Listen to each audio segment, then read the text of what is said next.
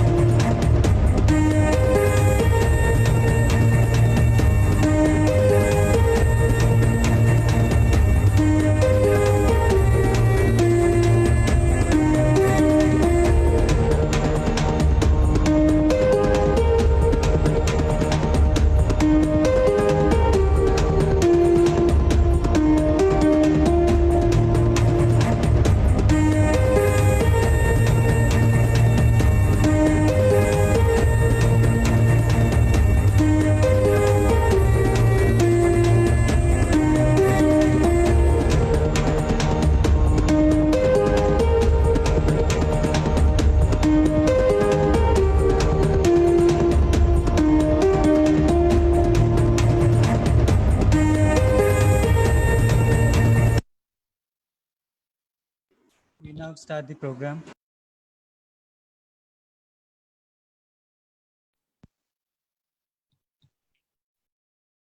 Hello everyone, good evening and a warm welcome to all of you joining us today from all over the world. My name is Neha Iramat from the Train and Shine team of Hyderabad Runners.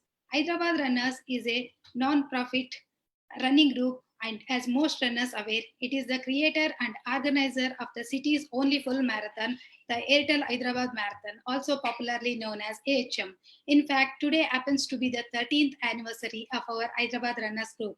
Our vision right from this very date in 2007 has been to promote running, fitness, and active lifestyles through hundreds of our mentors and ambassadors all over the city and outside too.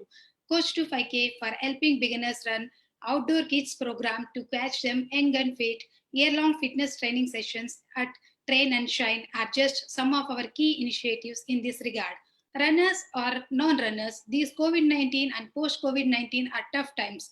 Maintaining emotional and physical health during these crisis times can be a challenge. So many questions regarding how to stay healthy, and many have no idea whom to ask. So we runners, Hyderabad runners, are making small effort to bring experts from all over the world to answer your questions.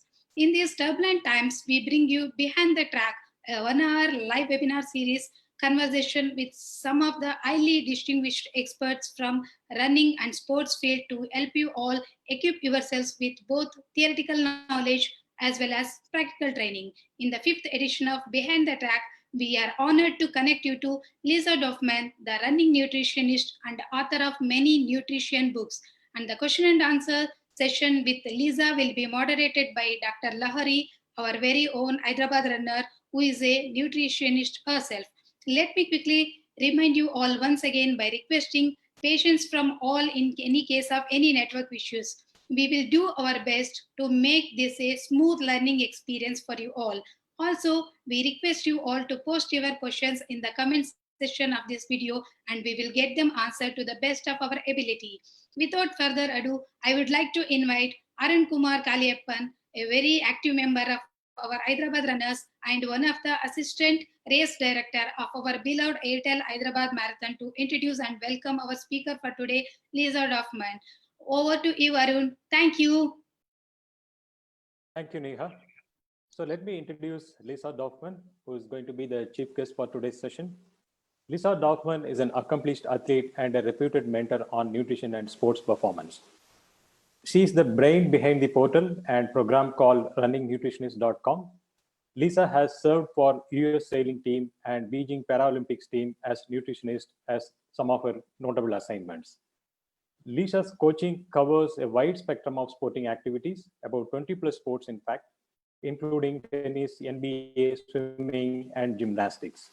The athletes trained by Lisa include Olympic medalists and world champions in their respective disciplines. Her approach to fitness is a holistic one, as she is an expert counselor on nutrition, culinary, and fitness. That sounds like conflicting interests, right? Maybe we will have some questions on that, how to balance those priorities. Okay, to talk about the athletic achievements of Lisa, she has been a competitive athlete since 1988. During her athletic career, she had had some amazing results, such as a marathon personal best of 2 hours, 52 minutes, and 32 seconds in Disney World Marathon, closely followed by 2 hours, 53 minutes in Boston and LA marathons. Impressive timings for anyone, right? And all this following a lifelong vegetarian diet. That's even more impressive. So let us hear from her experiences. Apart from road running races, she has represented USA in duathlon and triathlon events as well. Lisa has authored 8 books, the latest one being Legally Lean, Sports Nutrition Strategies for Optimal Health and Performance. So in today's session, let us hear from Lisa about her first-hand experiences on following the best practices on how to keep running or fitness goals as an overall objective and achieve them as well, using nutrition as a key element for performance. Over to you, Lisa. Thank you. Thank you so much, Arun. It's so wonderful to be here. There's no other place I'd rather be than with other runners, especially from my favorite country in the world. So, and I do, coincidentally, it's my anniversary too. So happy anniversary, Hyderabad runners. And we're all celebrating a good life together and a blessed life together. So let's go ahead and get the presentation started.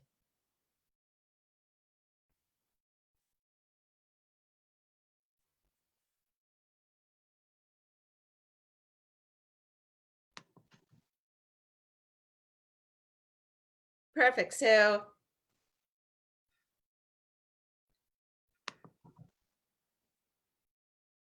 again, it's a pleasure. Dahanya Valido, thank you so much, Hydra Runners, for taking the time to be here today. No, it's morning where I am, so normally I'm out on a long run, and so we're taking a long run together today. I just want to say before we get started that there'll be some questions at the end, and I might refer to some products, but I'm not paid by any company to say anything on their behalf.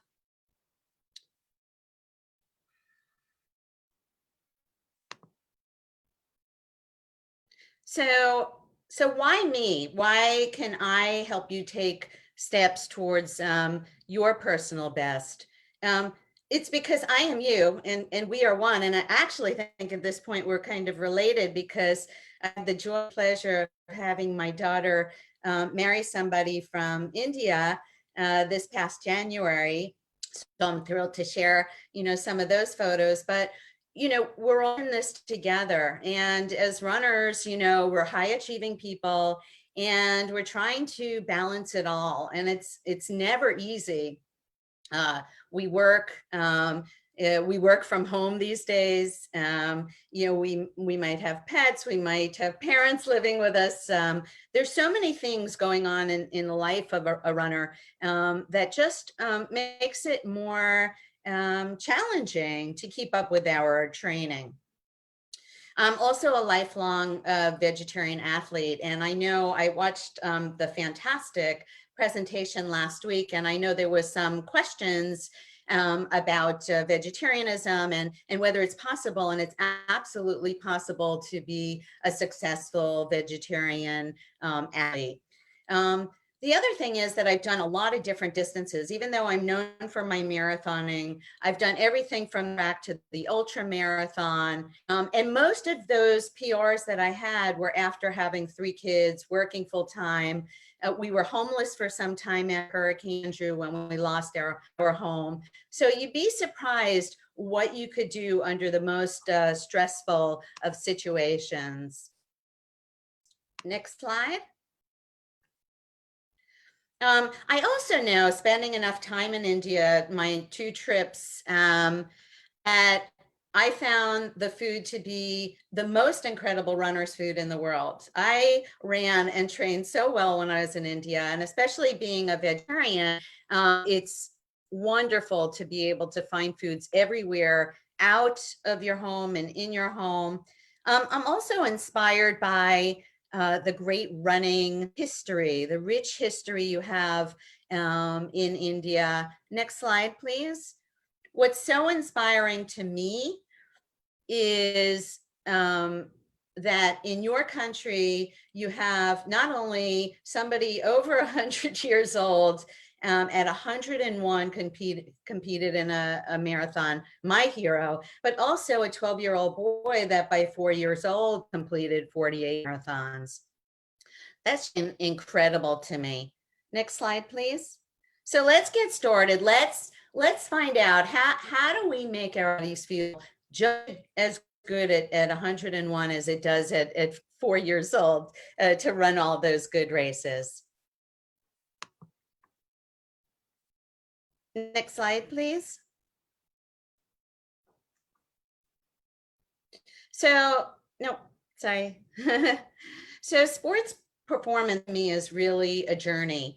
It's not a straight course. You have changes throughout your lifetime. You have just the impact of COVID, family responsibilities, work responsibilities. And so this journey it has its ups and downs, but most certainly there's much more to it that makes it complicated. Supplements, do you need supplements? All the diets that are out there, which one should you follow for training and competition? What are your friends doing? What are your training partners doing? What can we afford to eat? So eating is more than just those numbers. I'll give you some of those numbers today, but eating it's physical, it's psychological, it's emotional, it's cultural. I mean, if there's any place in the world that food is such a rich part of the culture, it's India. So much more to it than just numbers. And sometimes, quite honestly, we don't want to choose well. We want to just eat what we want. I know, so many of the delicious foods in India are very sweet or fried. And that makes it somewhat challenging. How much can you handle? How much can your body handle of making those maybe not healthiest food choices and still, getting away with it and reaching those PRs that you want to reach in life? Although what happens is you want them faster. You want to be faster, stronger, you want to go longer, and you want it fast. We tend to be a little bit impatient as runners, and that's okay.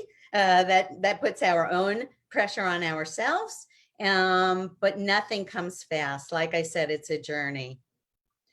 Nutrition is typically not a priority, though, to runners. They feel like they could get away with whatever they could want to eat until something happens, until they get injured, they're not well, there's a drop in performance or times. You hit like a training wall. We call this overtraining. You're just very stale for a long period of time. I mean, each of these can be a presentation in itself. Eating well is also subject to interpretation. So there is so many diets out there.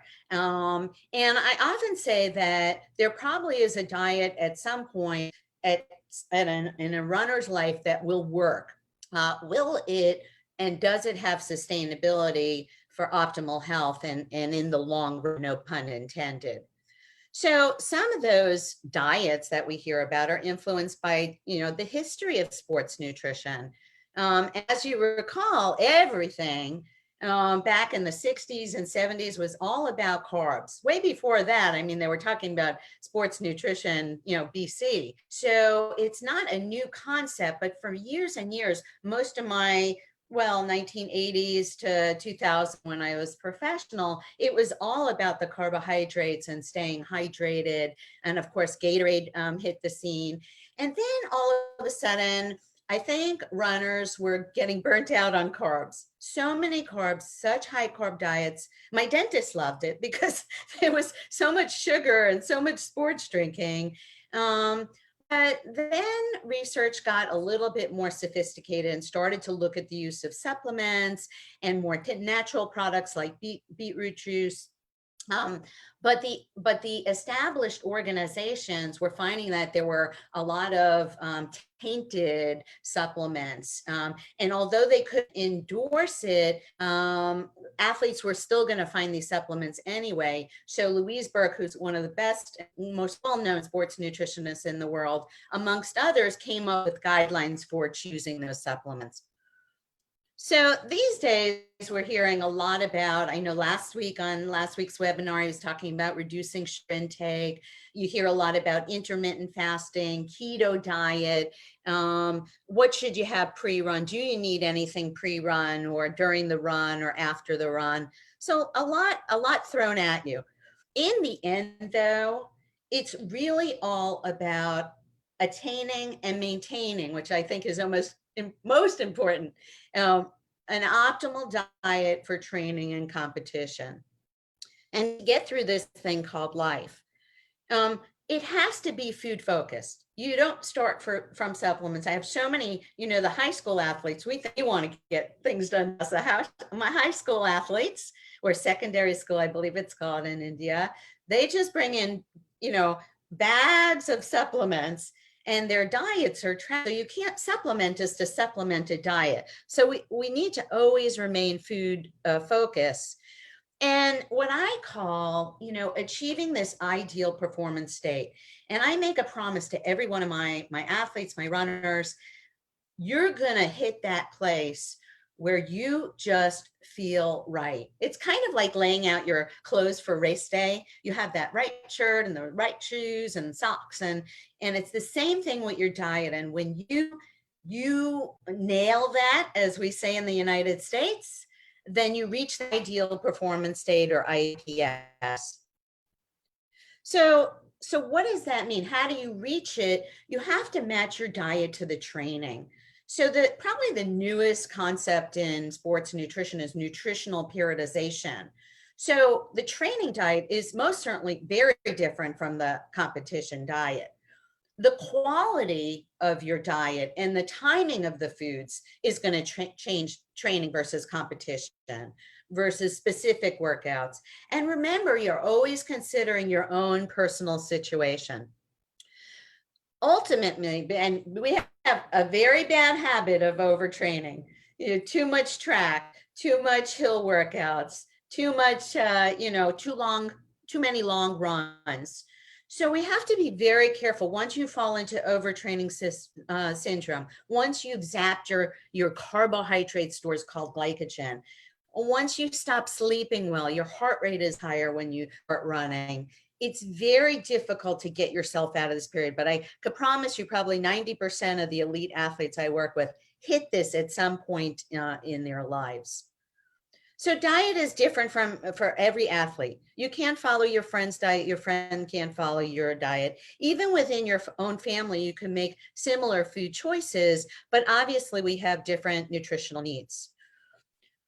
The two major things, though, that while we're trying to attain this diet, is two little things that get in the way, and that's stress. And I won't stress this topic too much because, again, you heard so many good, such a good presentation last week, but it is nearly impossible to be 100% 24/7. Wouldn't it be wonderful if we could? But you can't. Life is not like that.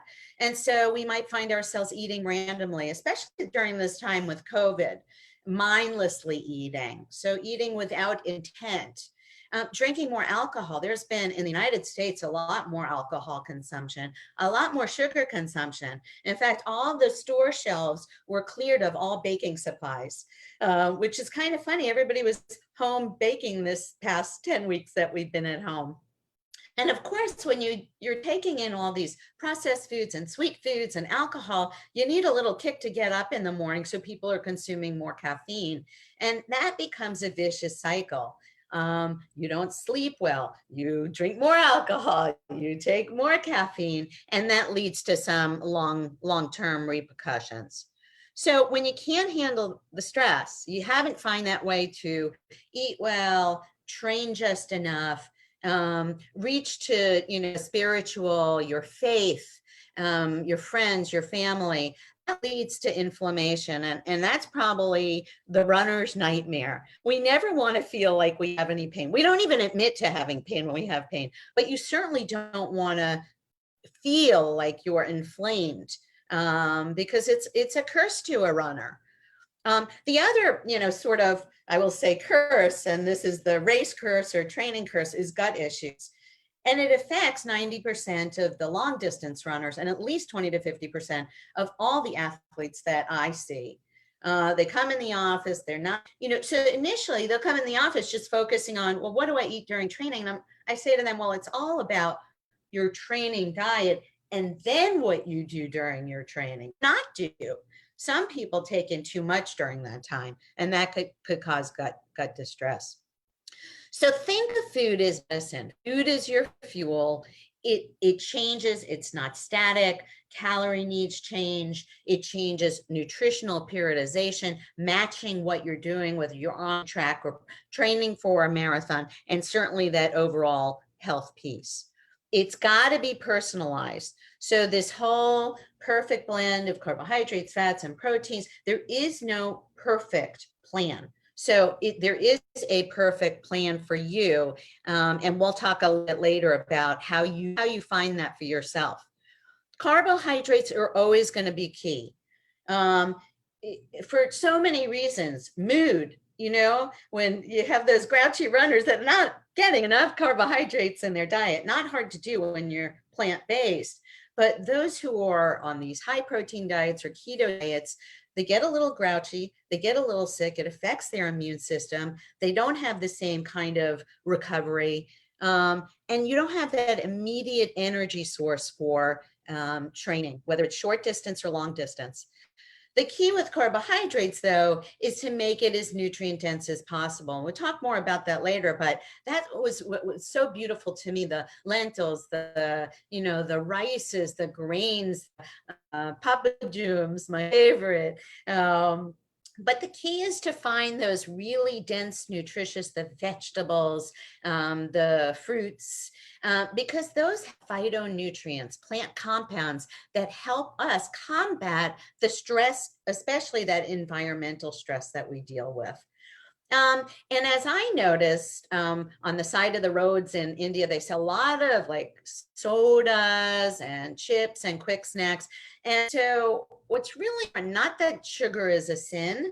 There is a place for sugar. There's certainly, we certainly could afford to have it. But when you have a soda, that's like 10 teaspoons of sugar. What I find in my practice is that when my athletes take in too much sugar, then it offsets what they're getting from those good or healthier carbohydrate containing foods. I just gave you this chart because some of us are training light these days. Some of us are still keeping up. There was actually a 99-year-old man in Britain. I don't know if you saw him on his porch. He raised $30 million for the COVID virus, just walking back and forth on his terrace.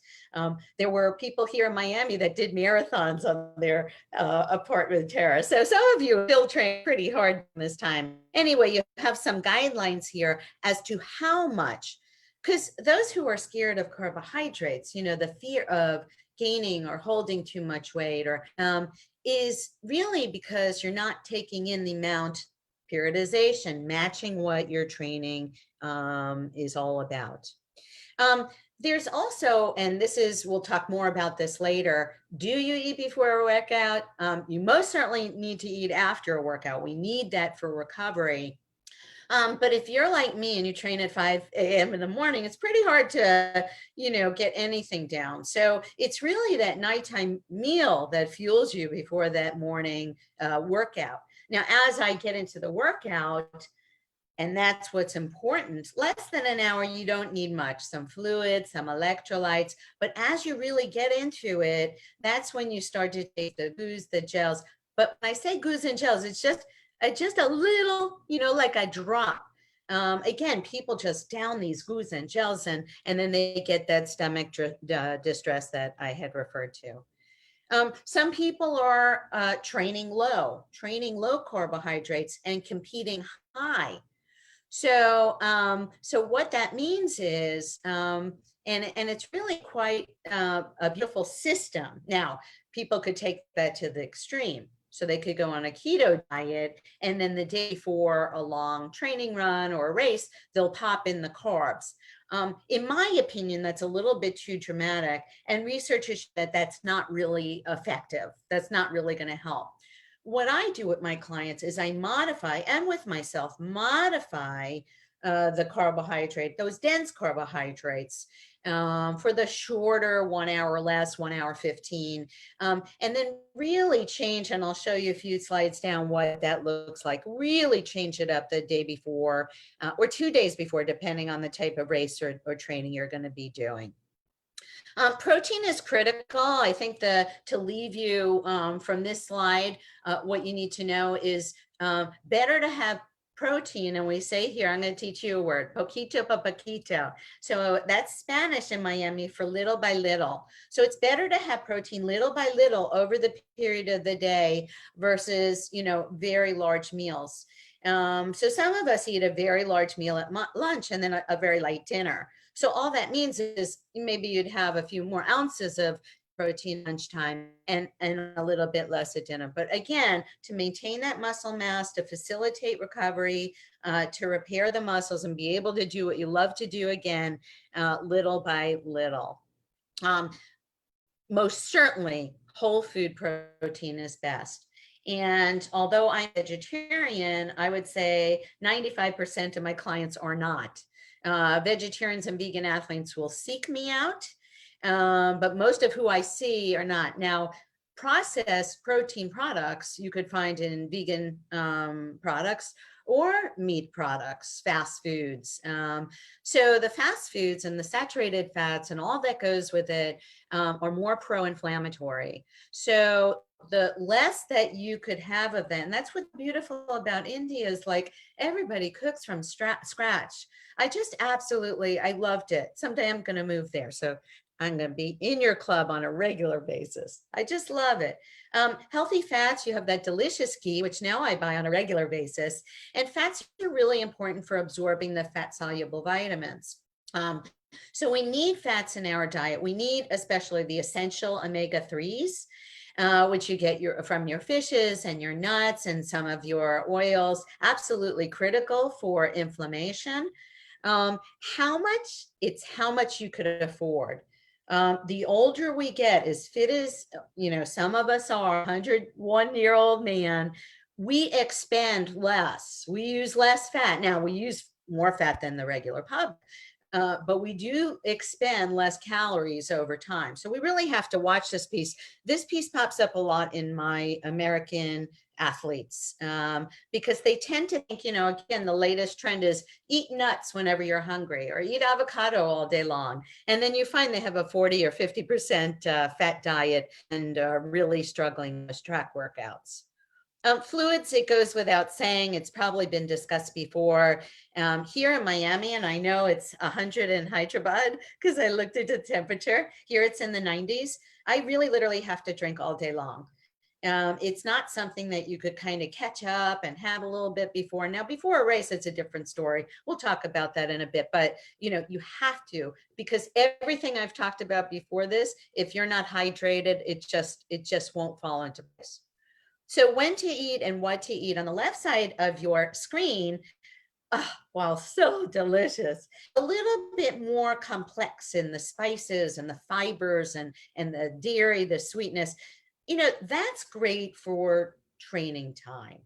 However, when you get to race time or long run time and you really want to minimize what kind of gut distress you have, you could see on the right side of the page, it's a lot plainer. Your plain rices, your plainer desserts, dairy-free, your poupadomes. So keep it simple as you go into your longer runs so that your gut is not, so challenged. Certainly eat and drink foods, that support your health and don't hinder it. So, there's a lot of athletes that'll take an energy drink or a caffeine shot and that comes with consequences too. Everybody knows there is caffeine recommendations, and so those of us who could afford to have a little caffeine know our threshold and limits. However, when you get into those energy drinks, there's really no control, if you will, over the amount of caffeine that you'll be getting. And certainly alcohol, limiting alcohol, alcohol really zaps your body of the B vitamins that you need for energy. What about performance supplements? Everybody asks me about this. Well, in India, there has been a 65% growth since in 2018 compared to a few years before. So I know it's very popular over there. I know there are stores specific to protein supplements and whey protein and protein isolates. And so 70% of the population is not 70% of the population, 70% of that consumed comes from the protein. Now there's a place for that in recovery, in maybe those small servings throughout the day. But most, at least in the US, more is better is the thought, and it really is not. There are safety issues associated with taking supplements. That's probably my biggest concern. There's been research to show that, there's misleading labels. There's little or too much of the ingredients. So and I'm going to give you a website that you could go to and get a free newsletter so you could get more educated on the safety, the validity of many of the supplements, even turmeric. How do you take turmeric if you're looking to, manage your inflammation? So if you do need a supplement, it's probably because you have some dietary deficiencies. I have a nutritionist I'm going to refer to at the end of the presentation. She could evaluate your diet and really look into your food habits to see if you have those dietary deficiencies. Of course, that could be also tested through blood tests. Imbalanced diet. So, you know what? These are lean times, as we say. There's been about 30 million people who have lost their jobs. If you could go to McDonald's and get a family meal for less than $5 US, that's a big deal. So a lot of drinking going on, as I said, and we used to travel a lot. If you're traveling a lot, it's also a challenge. If you have any kind of clinical issues, you're taking medication. If you are a vegetarian, vegan, I can promise you there are ways to get most of your nutrients, but even vegetarian vegans like myself are not perfect 24/7. So do you need a supplement? Do I need a supplement? I've been racing and training for 30 years. I'm an older athlete. So again, you have to look at your own situation. Do you have allergies? Or do you know somebody who's under eating? We have a lot of fearful runners out there not getting enough food because of their concern of gaining too much fat. So better safe than sorry. There are certain safety emblems you could look for. There are websites, the NSF, the Informed Choice. So if you are considering taking a supplement, at least you could go to a website and see, well, which ones are safe for me? Especially if you're a professional athlete, this is really critical because you get tested for those impurities. So next steps, knowledge is power. And I just feel like once you get this nutrition piece together, it's like you have your secret weapon.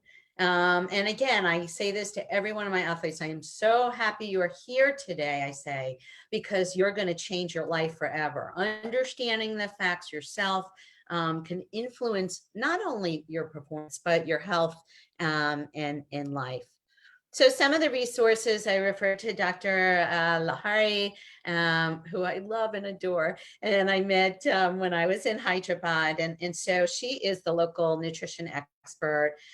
There are books, there of course Runner's World, there are courses that you could take. There is, now this is a free book. I wrote the sports nutrition chapter for the American Associations of Physicians of Indian origin book, and it's a comprehensive book on health issues, integrative nutrition for health issues. So this is something that you could download for free, and you'll find my chapter in there. And this is also, while the Consumer Lab is a paid resource, you can receive a free newsletter on all the latest supplement trends to keep you up to date. So Dhanyavalo, thank you so much. Rajesh, who I adore, and I would say love, but I love you as a brother, a running brother. And it was so nice when we met in Hyderabad and connected. Dr. Lahari, Arun, everybody I've met, Narajan, thank you so much for, really working hard to put this together. I'm so grateful and so blessed. And so if you want to follow at Instagram at The Running Nutritionist, you'll pick up a lot of my tips and just recommendations for, empowering yourself with information for peak performance. You could find me at Facebook, you could find me at LinkedIn or my website. And again, I'm blessed and so happy to be here and ready to take some of your questions.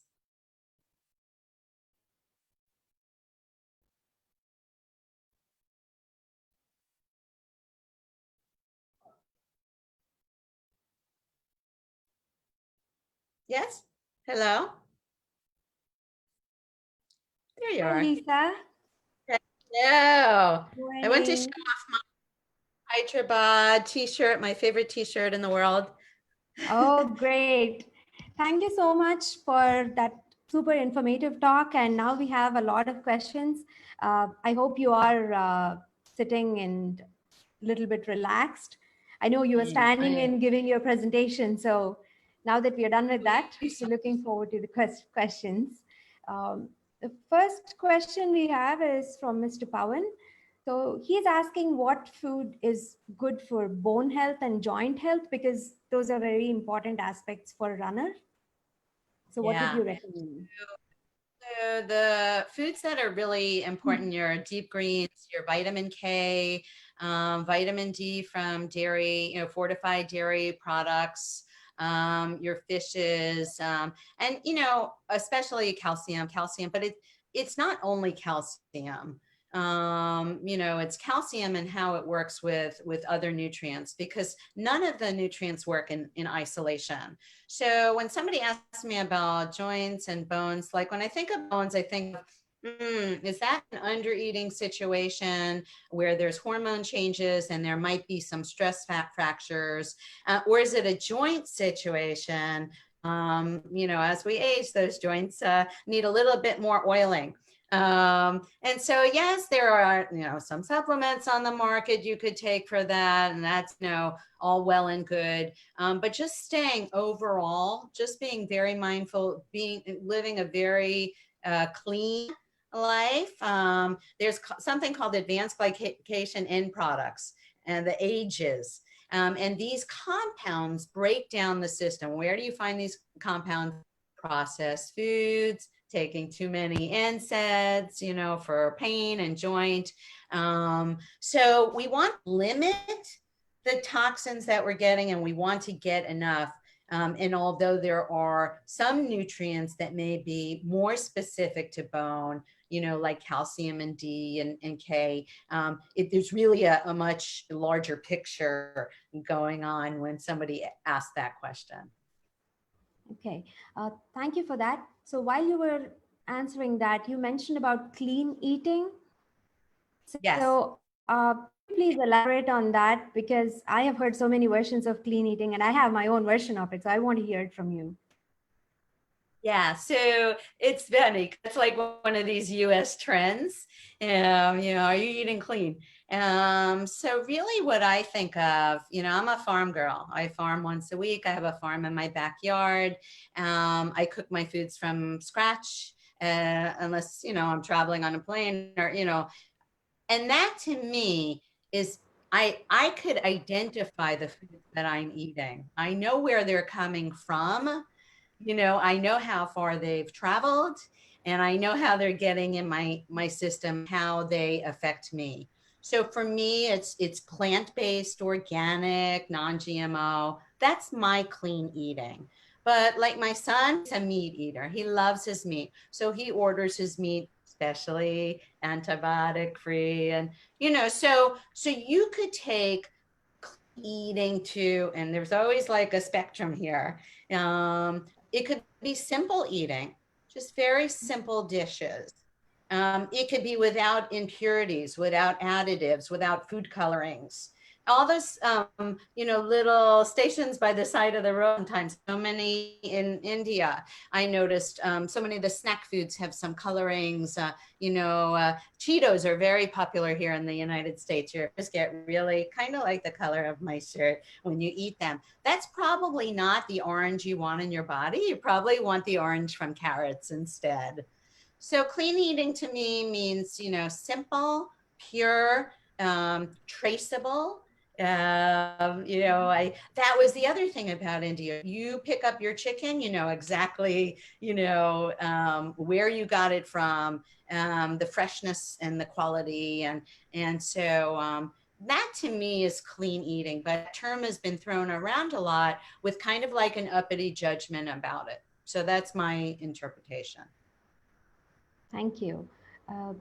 Our next question is also from Mr. Pawan. He's asking if there is any specific food that is to be consumed before the race day, like, the previous night's dinner. Also, something that you can have while you're racing, like especially when you go for these ultra long races, what do you use as a fuel? Yeah, so that's a great question. And remember, I talked about the training diet versus the competition diet. So figure the training diet is somewhere around, and it could vary. I would go as low as 35% carbs with some clients, just depending, up to in the 40s. Making sure they get the protein and, at least 3 to 5 cups of veggies, of assorted veggies a day, and fruits and dairy or dairy options if they're lactose intolerant. A good source of healthy fats. Like a day or two before a race or competition, you want it to be, and I call it like kind of like the flu diet, not COVID flu, but just when you're not feeling well, you eat very plain. You eat rice, you might have a soup. You might want to add to that, and again, not paid. There's so many endurance drinks, high carbohydrate, either, maltodextrin or glucose polymers or waxy maize. You could take in these endurance drinks throughout the day. You could have a smoothie. Just, you have to keep the spices, the fibers, no fried food before those really long runs. The night before, it should be almost exclusively carbohydrates. If beans affect you, if you know what I mean, on your runs, you need to get up extra early before you go out for that long run. If you're properly prepared, you probably don't need much anything, but I still have athletes that need a half a bar or a half a banana, or, typically like, a cafe or espresso or a tea before they go out. Once you're out on those really long runs, you probably don't need, other than water and electrolytes, something around, depends, how fast you are, at the 1 hour mark. And at that point, you're really just taking, I have the Fuel for Fire, or other products like goos that have both carbohydrates, simple and complex, and a little bit of protein. So I think of fueling during the run, not only to get you to the next place. And again, it should be poquito por poquito, little by little, not more than 30 to 60 grams an hour, because sugar loves water. And if sugar draws water into the lumen of your intestine way down, you know what, you get those stitches, we call them stitches, right? That you have to press out. So it's not comfortable. So I think of it as little by little, maybe a little sports drink here, a little dab of a gel here. And it just varies depending on the, environmental temperature. Maybe you need more electrolytes that day. Maybe you need more water that day. Are you doing, like, I love like running to a track or running to a field and doing a speed workout. So maybe I would have the bottle with a little bit of sports drink or endurance fuel waiting for me there. So you might, have these fuel breaks depending on the kind of activity you're doing. But suffice to say, if you've done everything right in training and then did that pre-long run, change up, you should be pretty darn good the next day, because what you've done is you've taught your body how to use fat better during that training period of lower carbs. Not no Right. carbs, but lower. Lower carbs. Okay. Thank you. One more question from Mr. Sudhakar is, most of us overhydrate during marathon. So we end up drinking more water than we need. I guess we overestimate, or we just feel more thirsty. Any guidelines on race hydration specifically to avoid this Yeah. overhydration? Yeah. So, by the time you get to the marathon start line, it's been maybe an hour, 2 hour in a corral. It's crowded, it's hot. And I'll take a little bottle to the race start and just, because at that point I've gotten to the bathroom as much as I've needed to. And you don't want to start with a full belly, or you just want to be ready to go. It depends during the marathon, again, the conditions. Maybe mile 2, you start, again, with a little, like, you squeeze the cup, you take a little sip and toss it. Sometimes you may, throw it over your head just so it drips in your mouth. You might every other station do sports drink and then, water the next station. The key is to really limit those sugars, because sugars could get you into big trouble out there gut-wise, especially in the longer races. So I really see it like a dance. You're going to a dance and you don't know what music is going to play, and you don't know when the music is going to stop. When it stops for you, then you figure out, well, do I need electrolytes? Am I cramping?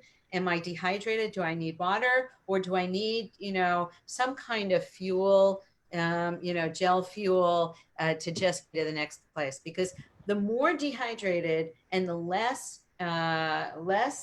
replenished you are by the end of a long race, the worse that recovery is going to be. And the gentleman that asked about the joints and the muscles, that over my 30-year, period would have destroyed me.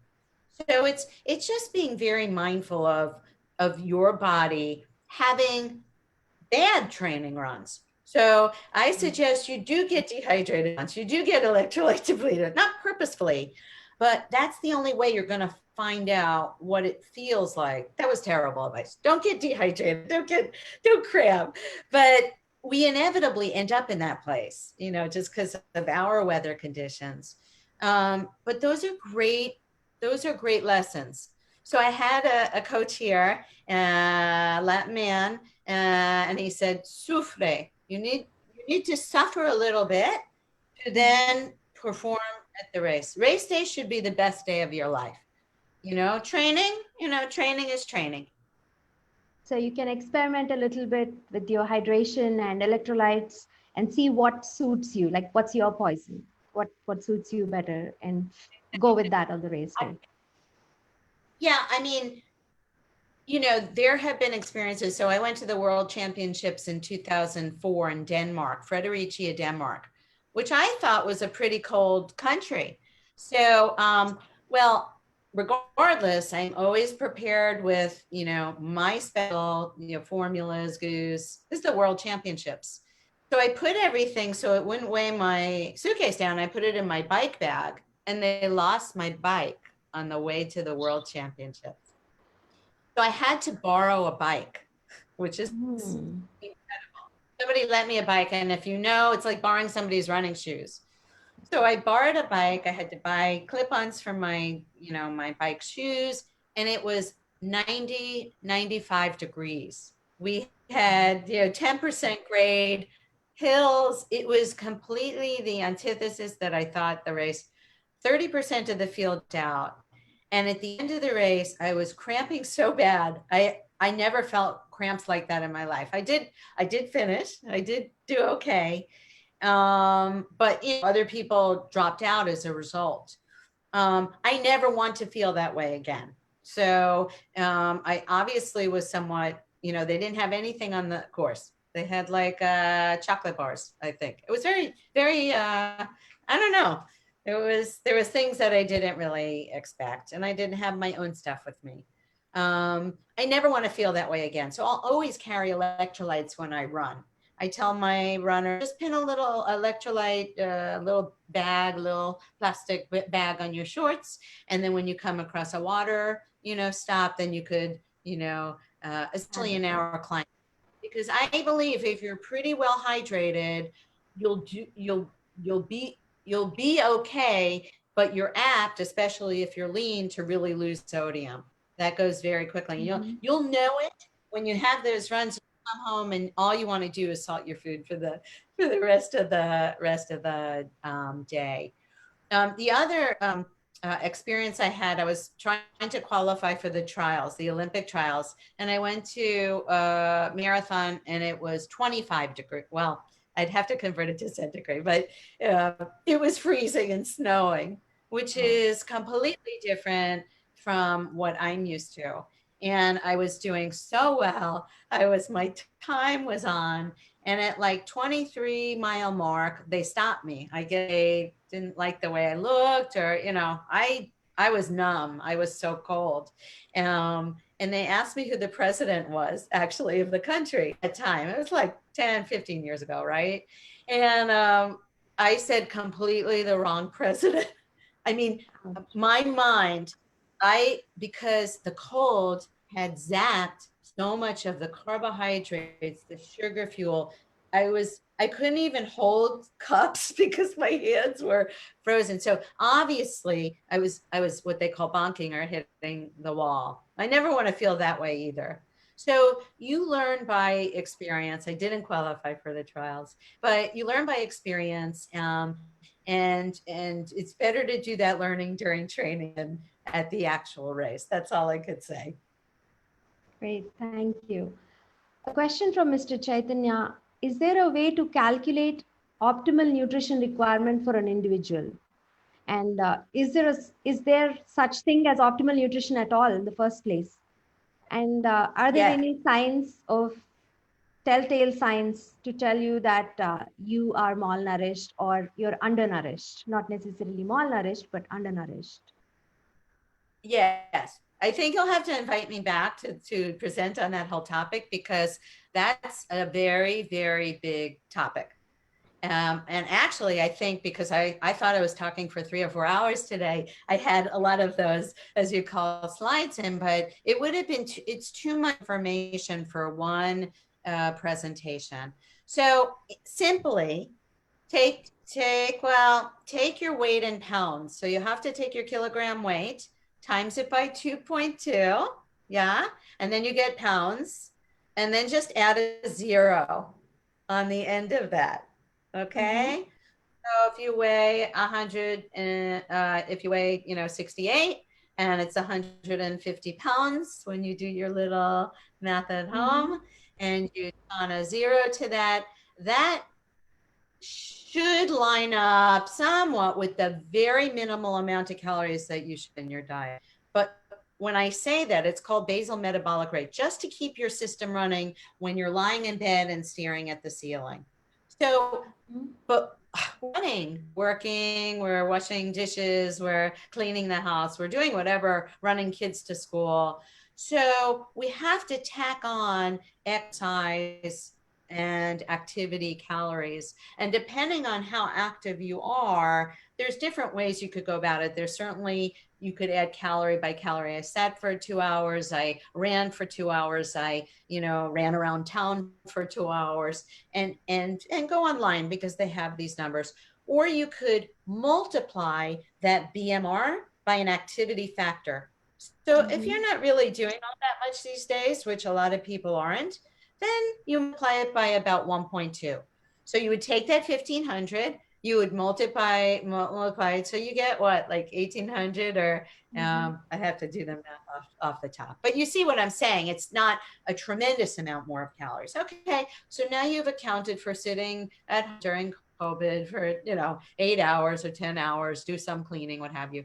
But if you're really going to come back again to training, which we are, I mean, things are opening up, at least here in the States, we're starting to meet our friends again.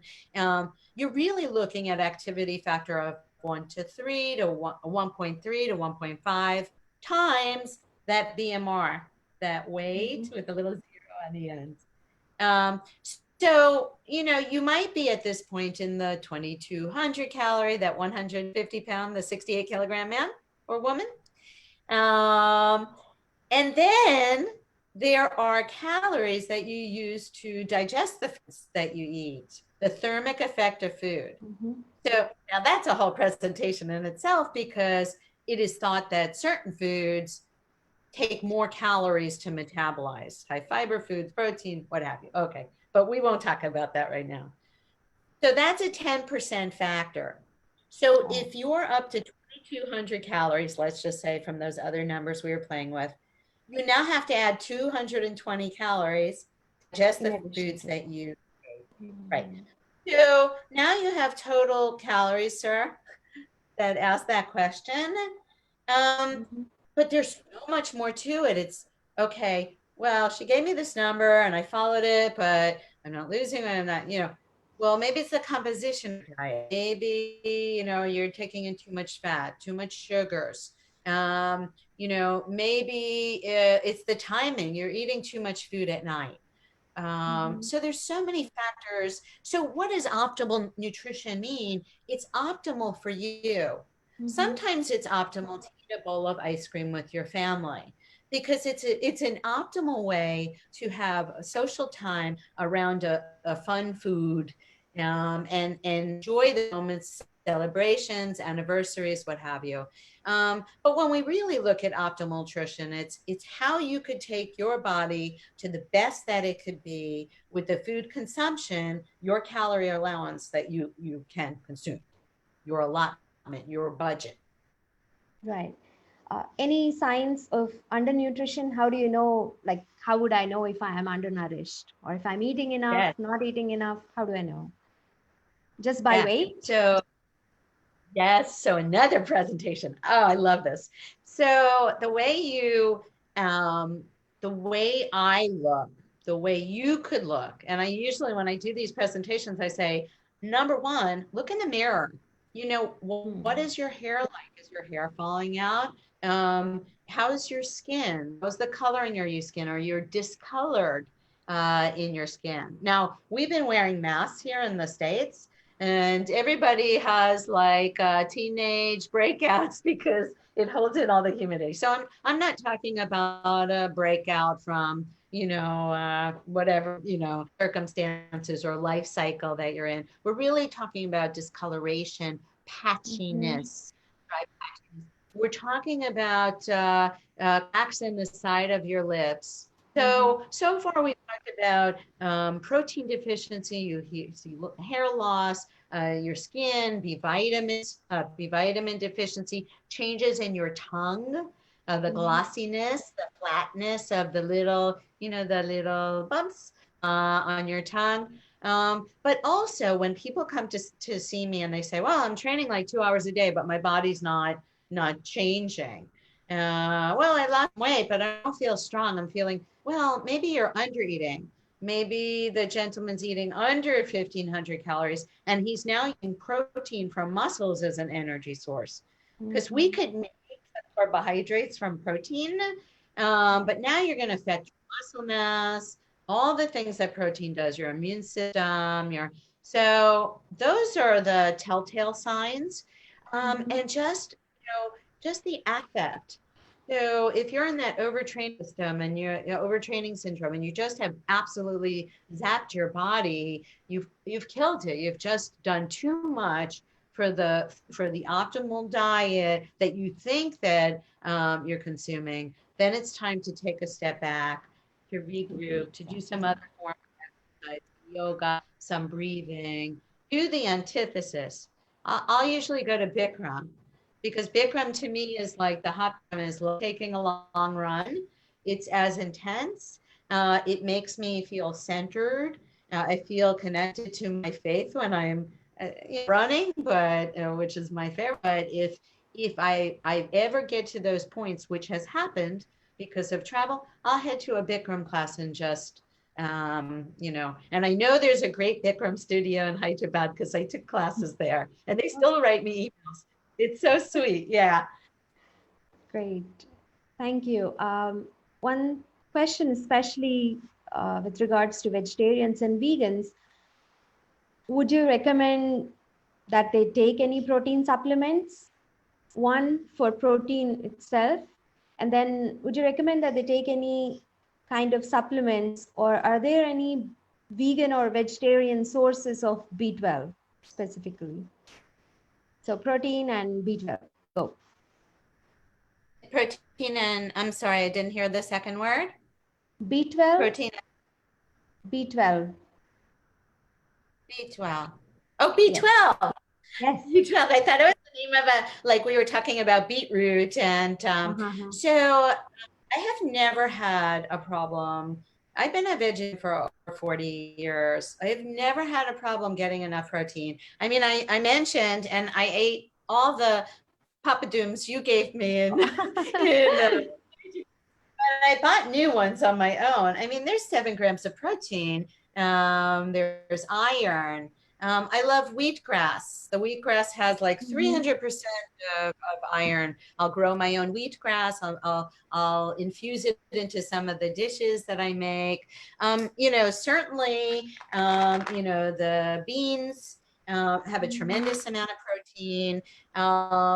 The question about, and most foods have protein except fruits and oils. So now nuts have protein, but they're not a major source of protein. Dairy and your yogurts are a great source of protein, especially the yogurts because they're fermented. They have the life cultures and they're great. We didn't even get, I took those slides out. That's another presentation, but the whole gut flora of your gut and the absorption of vitamins and minerals from your gut. So it's very easy. Now, before this presentation, to me, like I approach presentations like this like a race, okay?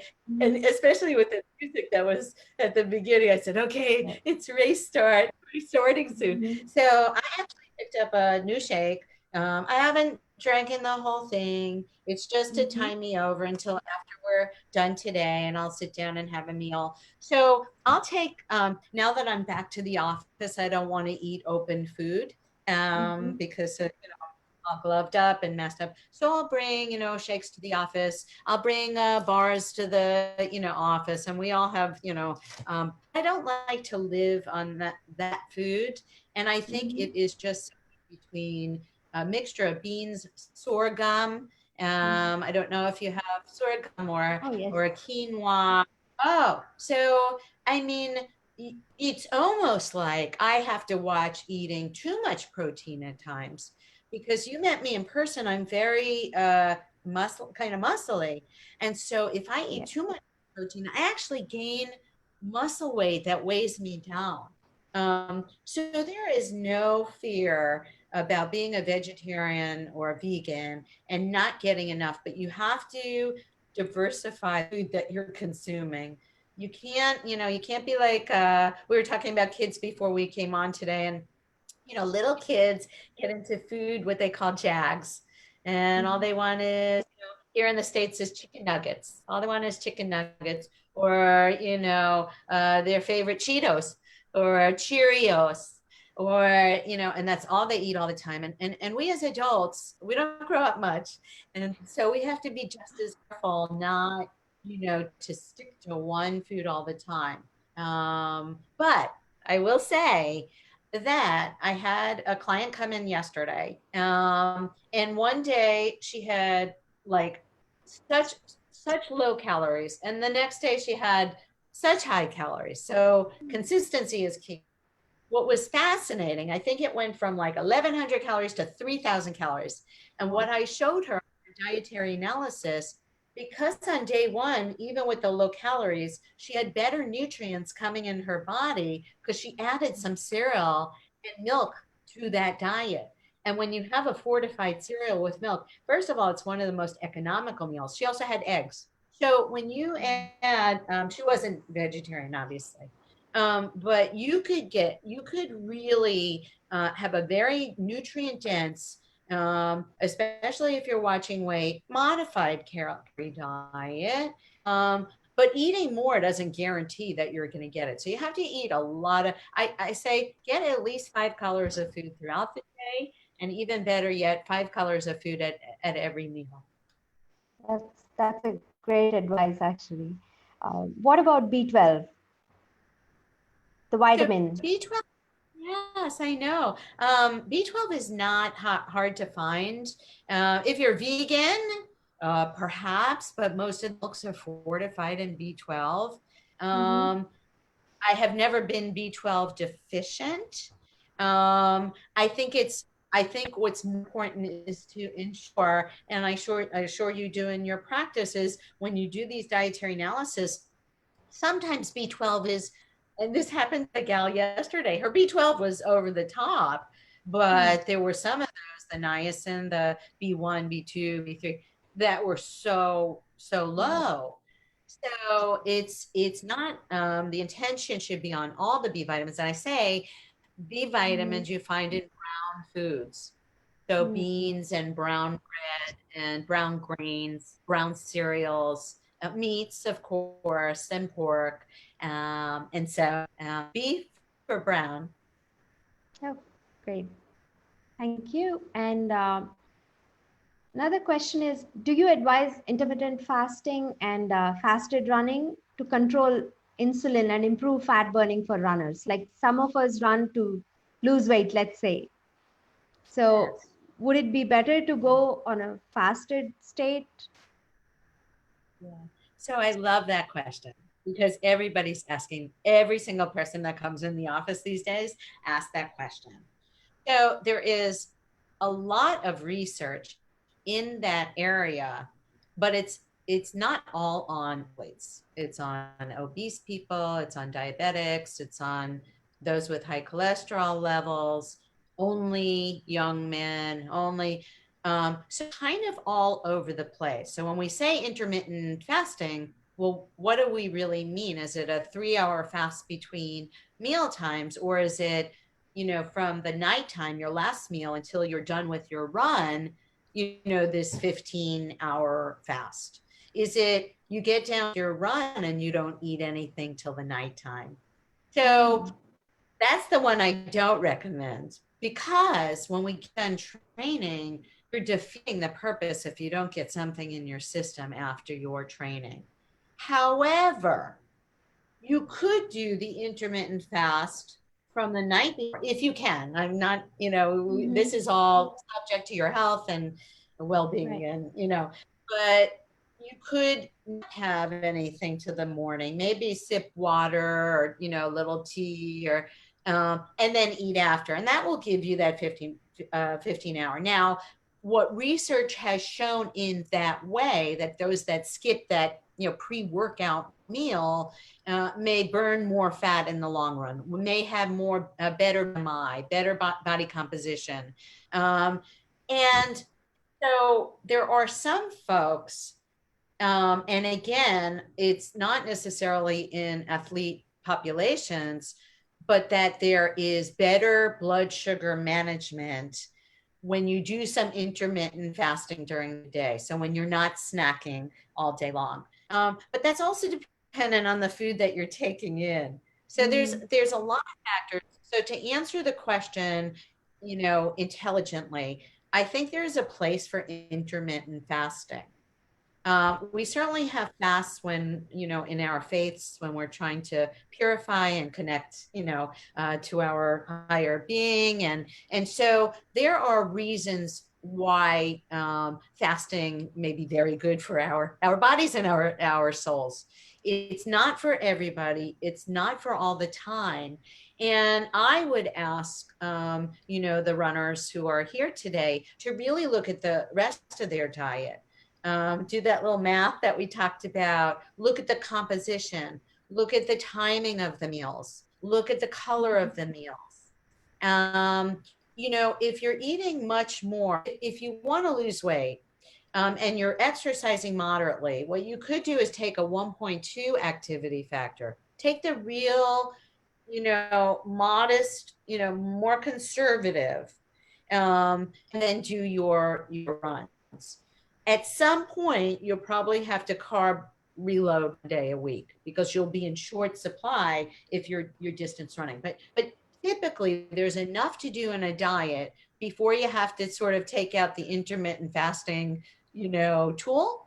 But I do like it for certain clients at certain times.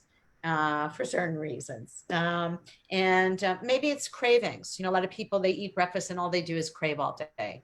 So if they're not a morning exerciser, they could fast until 11 and then start their meal, afternoon snack, do their afternoon training, and have a dinner afterwards, and then do it that way. So. That's very informative. Thank you. We actually have a lot more questions coming in, but as we are short of time, we'll probably be getting those questions sent to you and then send us the answers so that we can inform our viewers your answers. But I have one last question. I want to know about orthorexia. We are all like worried about whether eating healthy, whether we are exercising healthy. Are we doing all this too much? And just a minute on that, please, as the last question. So my favorite nutritionist asked me my favorite question because the thing is, like, how much is too much? After pretty extreme and pretty, we say OCD, we're a little obsessive compulsive. We like to get our runs in. We like to eat well. We know we feel good when we have good nourishment in our bodies. But do not go out with your friends to a restaurant. Do you compromise your family, your social life? Many years ago, I was a little bit too perfect about all this stuff. I was running great though, so no complaints here. But I had the #1 5K runner in the world sitting next to me at this very elite race, and he looked at my plate. He was eating, fried food and French fries, and and he's the fastest. And he said to me, "You know what, Lisa? You would be an even better runner if you ate real bad once in a while." And that made a lot of sense to me. Metabolically, there's been research to show that, overconsumption once in a while, and I'm going to, I have to be very careful when I say that because it's not for everybody. But, what he's trying to say is eating poorly will make your body appreciate even more the good nutrition going in your body. So with my children, because, eating disorders is very, popular in the United States, especially in Miami, because you're in bathing suits, a lot of the time. I promised myself, I have 2 girls, I never want them to ever feel like anything they're eating, anything they're doing, I have a son, I mentioned as well, but really the girls, that you're more concerned about. I always made sure I brought in just a little junk food, every once in a while. For the most part, they ate great. But I thought it was really important for them to feel like that was okay too. One more story is that my husband, he taught me, and we're married 38 years this month. So we just celebrated long time. I'm with him since I'm a teenager. And when I met him, we met on a blind date. And so I never met anybody that ate dessert before dinner. And my husband taught me that it's okay to eat dessert before dinner if it's dessert you really want to have. And so I've shared that with my clients. You know what? Sometimes you don't need to eat that vegetable, starch and little piece of protein. What?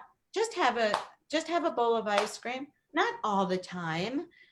Or if I have these clients that say, oh my gosh, they're so rigid and so perfectly, and then they just binge. They just like the lady to you about yesterday. And I say, you know what I want you to do is when you really want that cookie or that cake, I want you to go to the best place in town and I want you to get the most delicious cake or cookie and really enjoy it.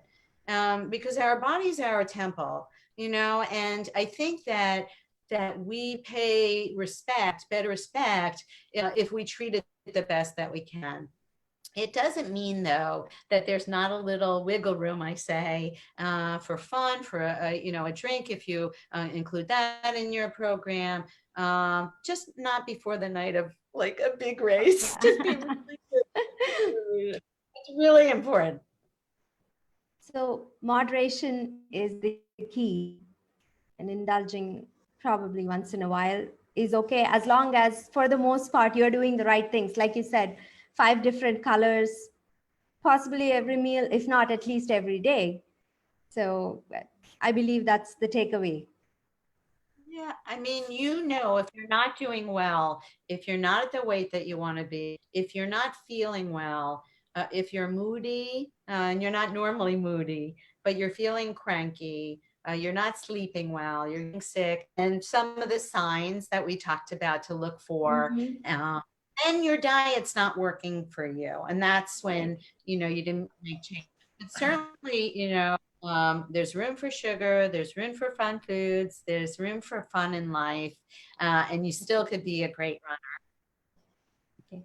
Thank you so much, Lisa, for taking this time and patiently answering all of our questions, or most of our questions. We'll be coming back with more. Thank you very much. And now I hand it over to Ravi. Thank you.